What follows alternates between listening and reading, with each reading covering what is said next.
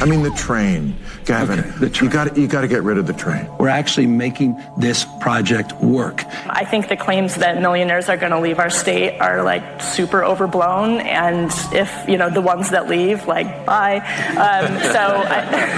Our NYPD will not participate in civil immigration enforcement. Let me make it plain for you. That's Jim Crow in new clothes. Freedom is back in style. Welcome to the revolution. Yeah, we're coming to your city.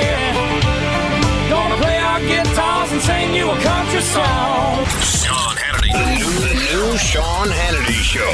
More behind-the-scenes information on breaking news and more bold, inspired solutions for America. Stay right here for our final news roundup and information overload in the final hour of the Sean Hannity Show. All right, news roundup and information overload hour. Here's our toll-free telephone number. You want to be a part of the program, it's 800-941-SEAN. If you want to join us, our friend Luke Rosiak did an investigative report. I want to read a part of it to you. He said, I've been investigating the federal waste and fraud that has been going on in this country for 20 years. It is the biggest scandal I have ever had. He goes on to explain before the department, before DOJ, basically, it made, a quiet move that may end up as the most lasting impact on the federal deficit. And he points to how DOJ published a massive trove of data that for the first time they're letting the public see it when companies are billing Medicaid for it. Now, we've gotten a really nice glimpse into a lot of this in Minneapolis, other states, even like Ohio, but California in particular, New York in particular, and it's only going to get bigger. And anyway, he's been doing a deep dive into all of these numbers, and he said it's the most blatant waste of federal dollars that I have encountered in my 2 decades as an investigative reporter. Now, this is only the tip of the iceberg. It seems to be focused on home health care, hospice, daycare facilities that don't have any children, and other health care scams. Anyway, we invited Luke Rosiak, investigative reporter at the Daily Wire, that did a 5-part series, spending months on the ground in Columbus investigating this Medicaid, fraud and where the money's actually going. Luke, welcome back, sir. How are you? I'm good, Sean. Thanks for having me. All right. Why don't I give you the ball, and why don't I let you run with this, because you've been doing the deeper dive that I have been doing. I've only been able to report on it based on other people's great hard work like yours, so I'll let you explain it. Sure. So at the root of all the great work we've seen from people like Nick Shirley is Medicaid waivers, which means Medicaid was intended to be basically let the poor people go to the doctor. But waivers let states add in extra programs that are oftentimes only have tangential justification. They're really pushing the limit of what this was designed to do. Minnesota really did that. Ohio did it too. And one of the ways that they did it is by allowing family members of people to get paid for helping their elderly parents with cleaning or cooking or just even what they call conversation and companionship. In other words, they're paying people to hang out with their own family members, if you can believe it. They're not nurses or anything. And then, you can also have other clients. In some cases, they have these businesses where you'll go and you supposedly check on old ladies. But it's basically what I call free butlers for Somalis. They'll send a personal servant to your house. And if you want them to clean or do your hair or, cook for you, they'll do it. And there are so many people now who are just getting paid in Columbus, Ohio, to take care of their own family members. And they get paid through these middlemen companies that then bill Medicaid, that there are entire buildings. There's actually an entire street where there's like no businesses remaining except these home health care firms. And I went in, there's one landlord that owns 7 buildings. Inside those 7 buildings are just 300 different Medicaid companies. All of them together build Medicaid $250 million, and that's just one landlord. I interviewed Dr. Oz, and I think he has a handle on this in terms of being inside a government more than any other official. I don't know if you've spent time with him. And he keeps telling me, Sean, it's going to be hundreds of billions of dollars. And then he went on to explain that is money that would otherwise be available for people that really do need help, that we can't afford to help at this time. And that the waste, fraud, corruption, abuse, and outright stealing from the American taxpayer is way beyond anybody's comprehension. Yeah, I mean, Medicaid is a huge portion of the federal budget. And some of the people, especially on the left, even said, why is DOJ even trying to cut different government agencies and so on? It's not going to make a difference because most of the budget is, defense and Medicaid.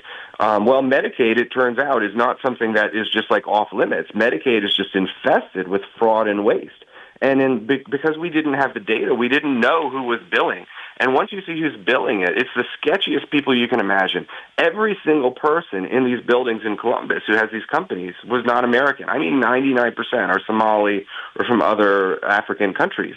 A lot of them have side businesses at the same time that they're collecting $1 million a year from Medicaid or more. They're doing something else full time. It's insane. And a lot of them don't even pay the taxes. They have tax liens against them. They have criminal records. You look these people up in public records, and I spent a long time meticulously researching them. It is insane that somebody would just pay $1 million or more. Some of these are billing $500,000 a month for having people hang out with their own family members. And there's no way to verify that it's really going on, because it's like unless you have cameras in people's houses, who knows what's doing. Best case scenario, we're paying people to hang out with their family members, which is an absurd waste. Worst case, they say they've got clients who aren't their family members, but there's no way we can verify that they're actually going to their house because it's in private residences. And I'll just tell you, I mean, it's the sketchiest buildings imaginable. It's just not. It does not seem right when you walk down these halls, and it's just endless, door after door after door, and behind every door is some insane story about some guy named Muhammad Ahmed or Ahmed Muhammad.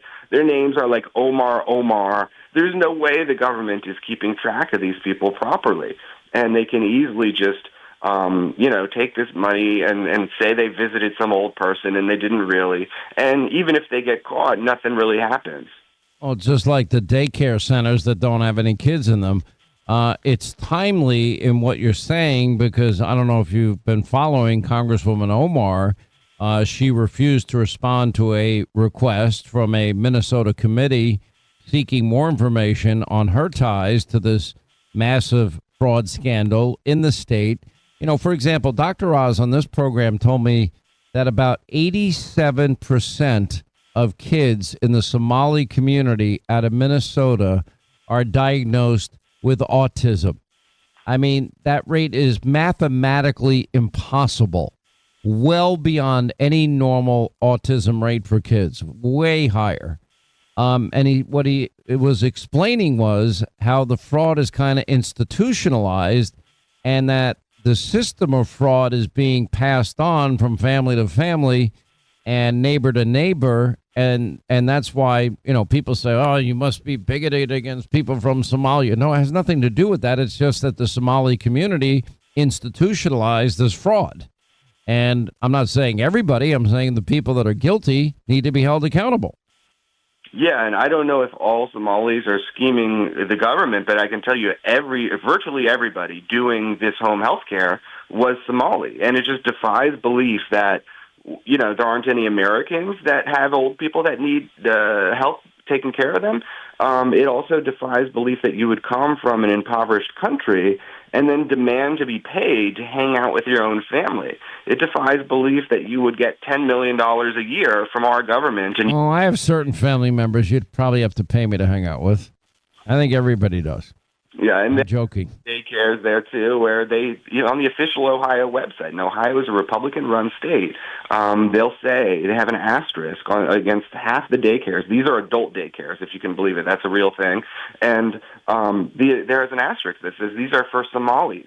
And so the government, it seems illegal to me. I mean, if you said you had a whites-only daycare, would that fly? But I think they know that if a white person goes in there and says, hi, I'd like daycare for my aging father, they say, no, get out of here because you're not Somali. And they have it seems like most of the Somalis, they feel safe enough, will just kind of go along with the scheme and not blow the whistle, because a lot of them are basically living in this parallel society where, you know, they have networks of people in their clans, and they'll offer up their social security numbers to be billed against for non-existent home health care. And maybe they get kickbacks. Maybe they have some structure where there's like a kingpin at top of it all.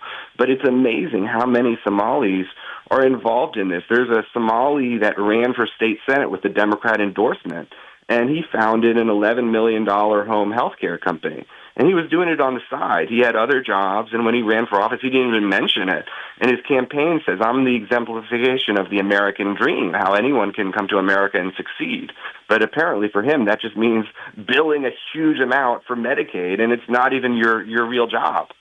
Well, you know, if you look at Governor Tampon Tim Walz and Keith Ellison, now we've had whistleblowers come forward and say that they were made aware of the fraud that was taking place, and they didn't lift a finger to stop it, and they're both very defensive over it.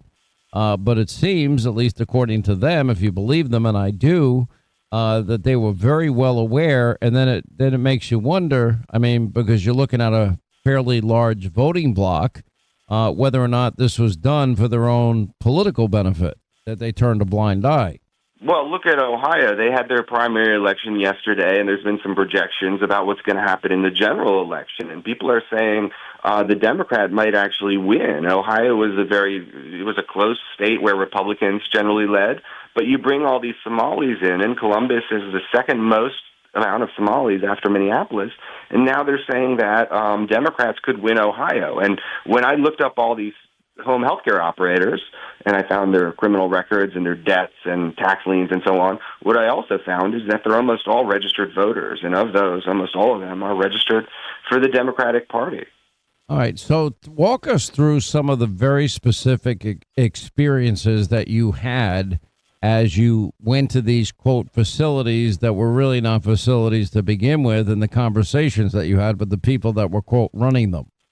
Sure. So, I mean, one of them, I went in and they had, I had researched them and found that they had one of the guys, it was a couple, a man and a wife running this business. The man had been arrested like 30 times, the endangerment of children and so on. He had his nursing license revoked for lying. He had theft convictions, violence convictions. And then the wife was like arrested for like felony malicious wounding, also convicted of theft numerous times. And they had a Medicaid business that they started after all that. And Ohio apparently said it was fine. The Medicaid department apparently said it was fine. And they billed $1 million. So another business, it was incorporated using the address of the teenage son of a convicted money launderer. And it was incorporated by an accountant who I think maybe didn't want to use his own address because he had lost his accountant license for stealing public funds. And they went on to get paid $7 million through Medicaid. And it's so blatant. Once you have the names of these people and you look them up, it's like you pick any at random and you find a story like this. But without those names, we just didn't know who was getting it. We were just told there's nothing we can do. Medicaid is about to destroy the federal budget, and there's nothing we can do. And now that we see who it is, it's almost all foreign, almost all just insane red flags everywhere. And even in the red state of Ohio with Governor DeWine, he seems to have his head in the sand. All right, quick break. More on the investigative reporting about all this Medicaid fraud and child care fraud with Luke Rosiak on the other side. Our toll-free number is 800-941-SEAN if you want to be a part of the program as we continue.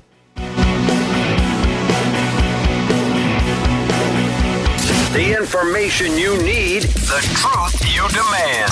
This is the Sean Hannity Show.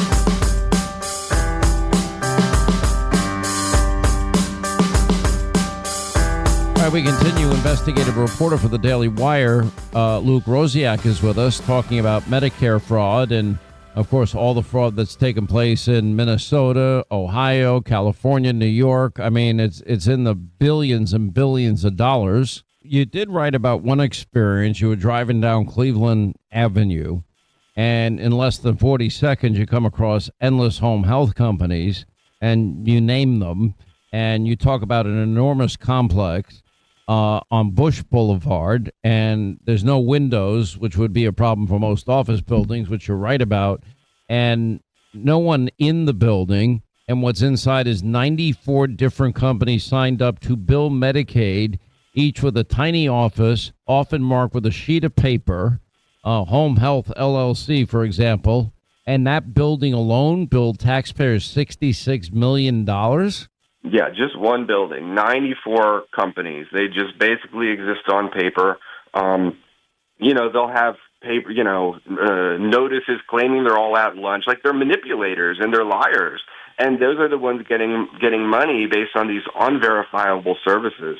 Of course, they'll accuse you of racism for even asking about it, which in itself is like, why would it be racist to inquire how you got $10 million? It's only racist if you're acknowledging that it's like only Somalis who are doing this. There's a woman who had a janitorial company cleaning toilets or whatever, and she renamed the LLC to be Health, and she started billing She billed $100,000 to Medicaid in the first month. So you would think it would take time to gather clients and so on.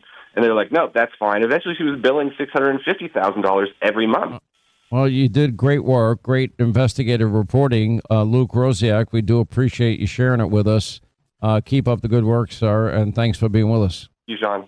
The people of Israel, they've been suffering. They're fighting for their very survival. I mean, look at what Iran had been doing for the longest period of time. I mean, they're firing into densely populated areas like Tel Aviv, these cluster bombs.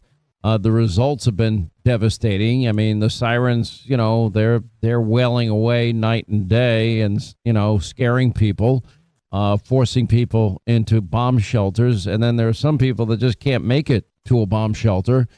People like Esther, she's 84 years old, elderly, fragile, alone. But for your generosity and support of the International Fellowship of Christians and Jews, nobody would be there to provide the humanitarian assistance that the IFCJ is providing. They're providing food and water and shelter and medicine and clothing, and they have their mobile medical clinics. I mean, they're doing it all, but they can't do it without your help. They want to meet the urgent needs of everybody that's in dire need at this time. Whatever you can do to help them out, your donation is desperately needed. You can donate over the phone. It's 888-488-IFCJ, 888-488-IFCJ, or you can simply go to their website. It's ifcj.org. That's ifcj.org today.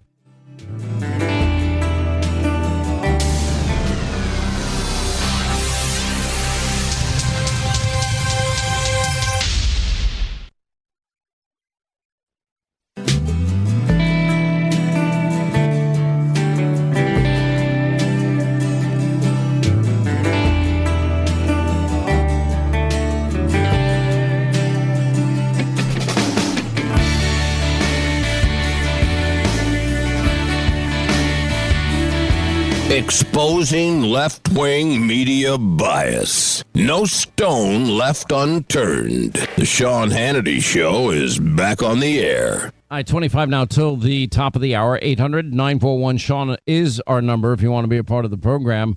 Look, we all talk about health, wellness, fitness, nutrition, longevity, but the truth is, if we're going to be very honest about this, most of us are kind of guessing our way when it comes to our health, guessing what foods to eat, what supplements may be good for you, what vitamins to take, et cetera, et cetera.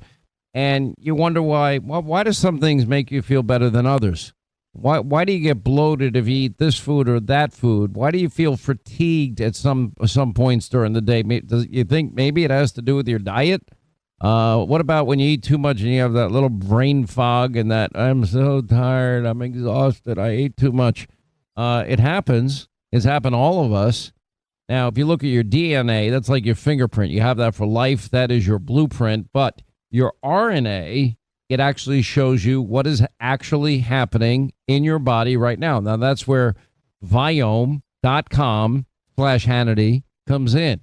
Now, Viome, they use science. It is a simple at-home gut health test. They use advanced RNA technology to analyze your gut microbiome, and they will tell you how your body is really functioning.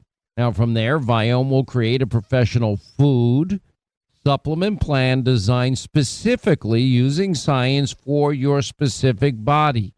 Instead of guessing, you'll get to base your decisions on science and real data.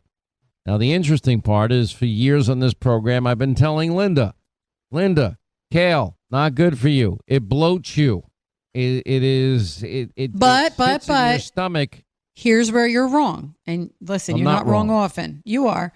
The thing about Viome is for some people, like for example, Jason, kale is like great for him. It just wasn't great for me. And that's the thing that Viome does. Like it tells you, hey, I know you read on like some stupid magazine this works. We were talking about you. Let's not, you want to bring in any other example. I know, but here's the thing. That's what's cool about the company. I've been telling you about your diet ended up being dead on accurate scientifically because of Viome. Did they or did they not tell you need to eat more red meat? That was one thing that was correct, but there are other things that were not. Did they or did they not tell you that probably the amount of kale that you're eating is not good for your body type? But just for me, and it could change every 6 weeks because your RNA. Of people. No, that's not true. People. That's not true. That disgusting putrid green shake you drink, the projectile vomit shake. This is why you need to do Viome, because then you would find out that every 6 weeks your RNA changes. It might change. I don't have problems with fatigue. I mean, I have more energy but somebody than else would. I know. But somebody else would. So go to Viome. All right, when I started, I actually did have an experience recently when I went with bloating. Want to know why? Because I stupidly went along with people that were visiting me, and we ordered Chinese food. Guess what? It's garbage. I shouldn't eat Chinese food. But that's a little bit different. Because Chinese food has a lot of stuff in it. MSG, and it uses all the garbage. Yeah, all the things. Now, that's it a little did bit taste different. great when you're eating it. I got beef and broccoli with pork fried rice. Yeah, that's a lot. I knew I shouldn't eat it. I knew it. And I paid the price. For 2 days, I was bloated up, bloat. I hate that feeling. But here's the thing. And meat, I feel great. Right. For your body, eggs and meat work, right? So for my body, I'm not allowed to have eggs. Who knows why? But for my body, it doesn't work. Now, that might change in 6 or 7 weeks. But me right now, I can't have eggs. Either, so don't worry about that part. I can't have turkey either. Like I can't have turkey, I can't have eggs. But that's just for me. For other people, their RNA may say something different. I still make them breakfast sometimes if they come over early. Because they still love their dad's breakfast. Ever since they were young, I'd make breakfast for them. Yeah, because it's time they get with just you. I'd make bacon. I'd make pancakes. I'd make all the crap that you never want to eat. Although but it's not the breakfast, boss. I always insisted they use pure maple syrup. You know when the last time I've ever had pancakes or French toast, which I used to love? I can't even remember how long ago it's been. You can't eat it or you don't want to? No, I really can't remember because I don't eat crap.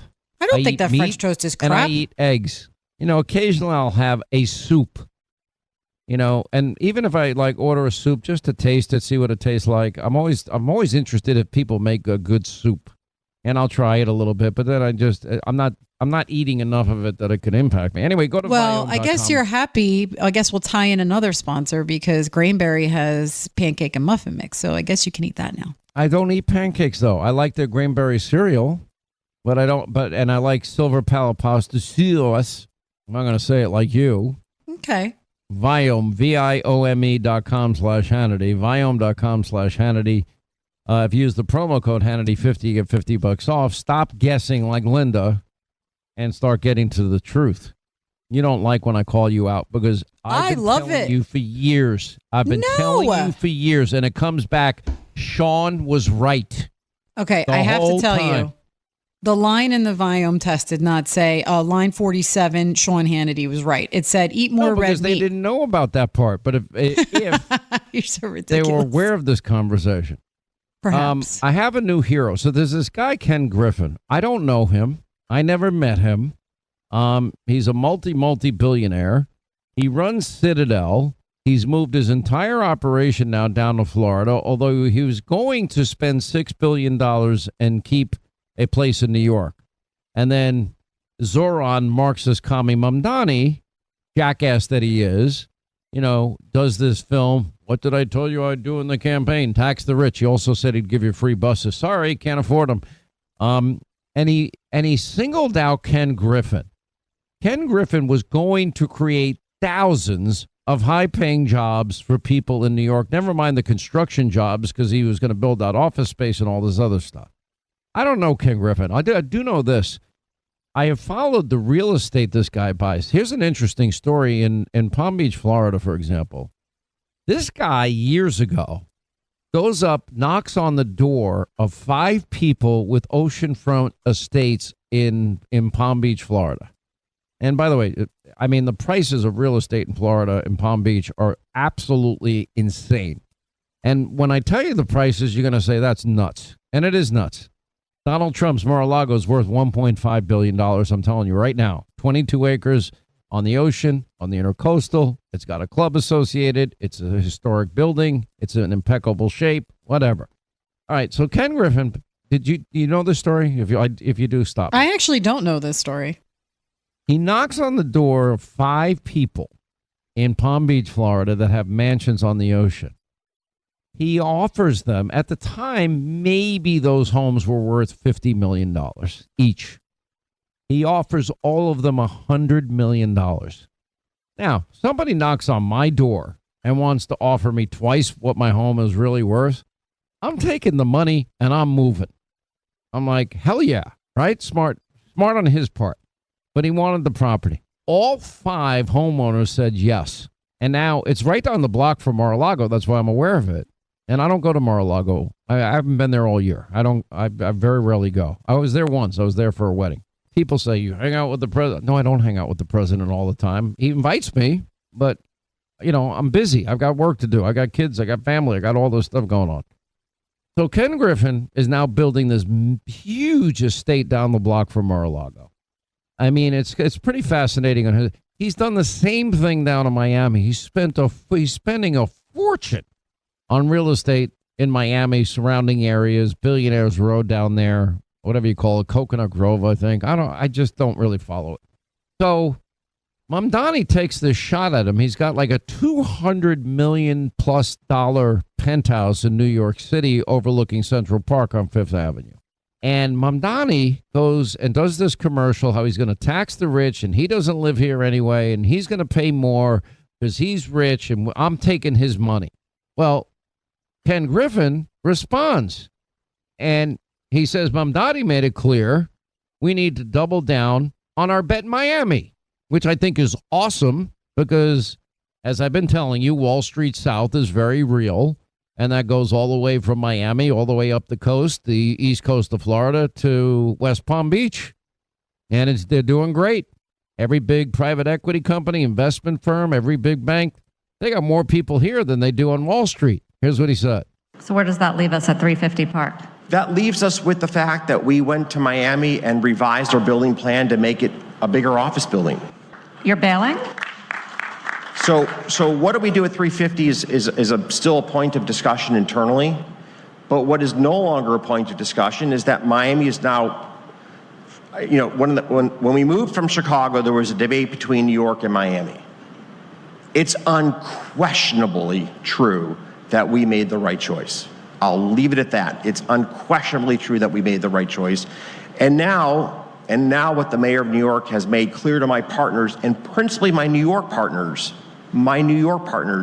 is that we need to double down on our bet in Miami because we want to be in a state that embraces business, that embraces education, that embraces personal freedom and liberty, and that embraces people having an opportunity to live the American dream. Then he went a little further. He said Mamdani, tax the rich, this video outside of his apartment was creepy. And he's not wrong. This idiot mayor pretty much put a target on this guy and told the entire city of New York, with every lunatic that lives there, that this is where Ken Griffin, multi-billionaire, lives. Listen. So how did you feel about the mayor's little video? It was creepy and weird. Agreed. I mean, like, knock, knock, knock on the window. Like,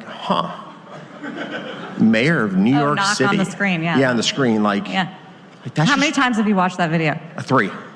What are you going to do about it? I couldn't help myself. You had to what? I had to go back and look at it again. I mean, like, you literally look at the first time and you're like, you got to be kidding me.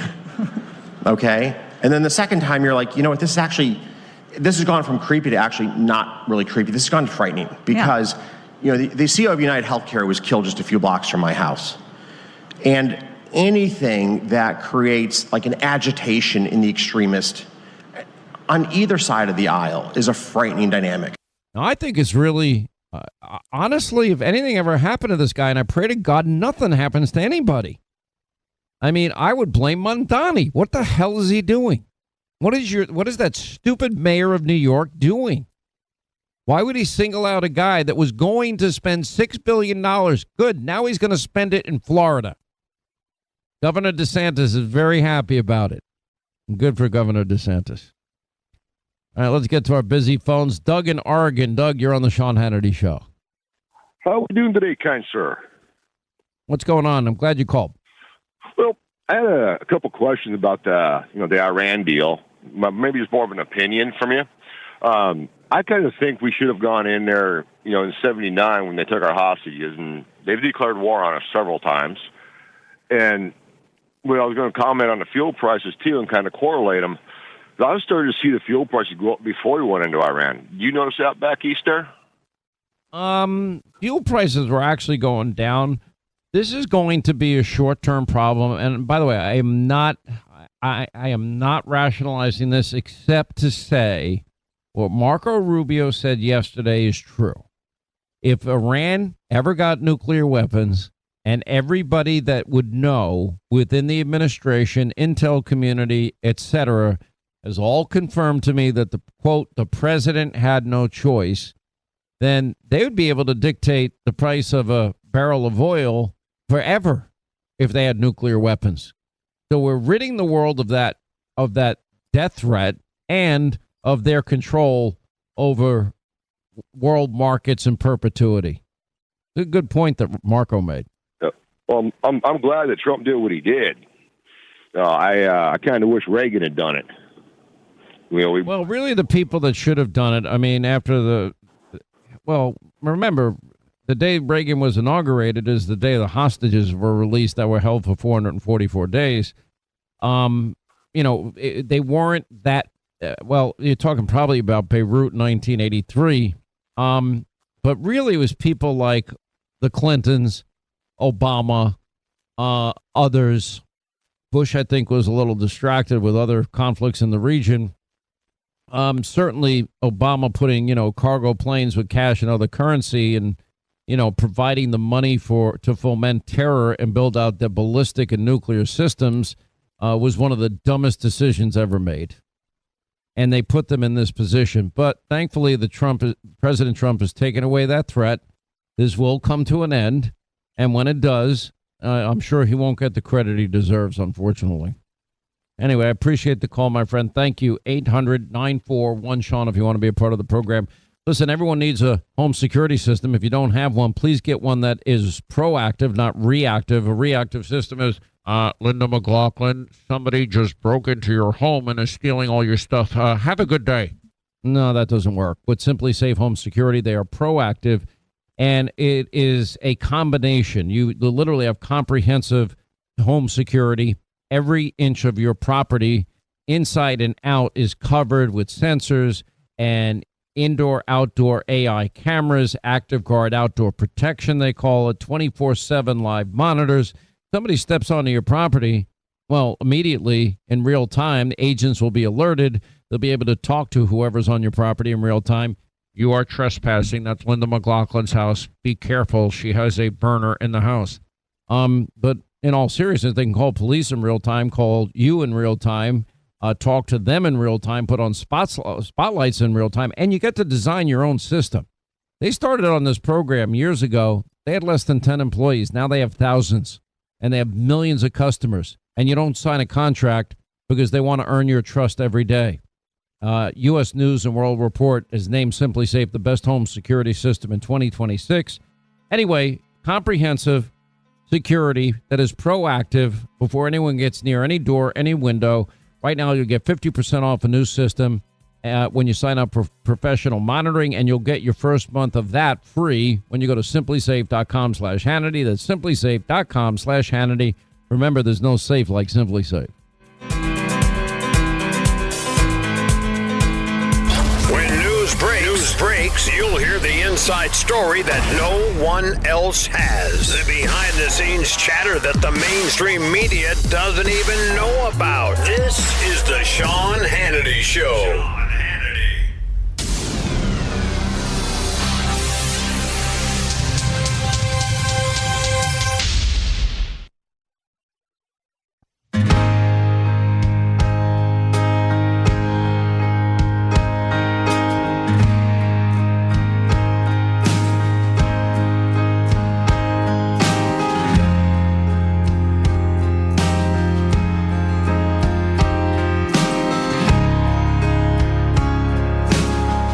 Wrap things up for today. Hannity tonight, 9 Eastern on the Fox News Channel.